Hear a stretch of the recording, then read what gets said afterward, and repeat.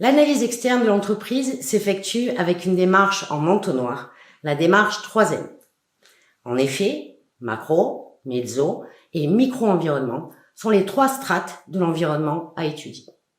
Cette approche de l'environnement présente l'avantage de passer en revue tous les éléments externes pouvant avoir un impact sur les stratégies de l'entreprise. Le macro-environnement correspond aux facteurs globaux ayant un impact sur l'ensemble des entreprises. Pour ce faire, vous pouvez réaliser une analyse PESTEL, comme le montre le schéma. Il s'agit d'identifier l'environnement global, les éléments constituant des opportunités ou des menaces pour votre entreprise. Sur le plan politique, économique, social, technologique, écologique et légal. Le mezzo environnement comprend les règles du jeu de votre secteur d'activité. Quels sont les rapports de force entre les concurrents?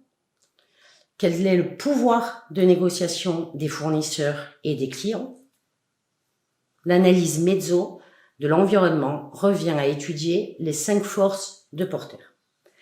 Là aussi, comme le montre le schéma, il s'agit de comprendre l'intensité de la concurrence liée aux forces en présence et d'en déduire le niveau de rentabilité propre à votre marché. Enfin, le micro-environnement correspond au niveau d'analyse le plus proche de l'entreprise. Il ne s'agit plus ici de considérer les aspects globaux ou sectoriels, mais bien l'environnement direct de l'organisation. Ce niveau d'analyse englobe notamment l'étude des concurrents directs et indirects, mais aussi les segments de clientèle. Qui propose les mêmes produits ou services?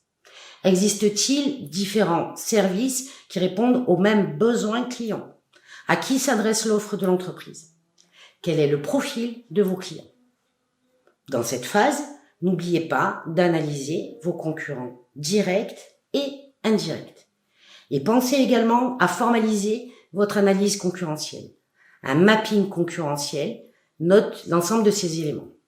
Outre l'identification des facteurs favorables ou défavorables à votre développement, cette phase doit vous permettre d'identifier les facteurs clés de succès, c'est-à-dire les éléments stratégiques qu'une entreprise doit maîtriser pour surpasser sa concurrence. Maîtrise des coûts, coûts de fabrication, des rebuts, des surconsommations, mais aussi maîtrise du savoir-faire technique, ou encore maîtrise des stocks, faiblesse des écarts des inventaires, des ruptures de stock, rapidité de livraison, respect des délais.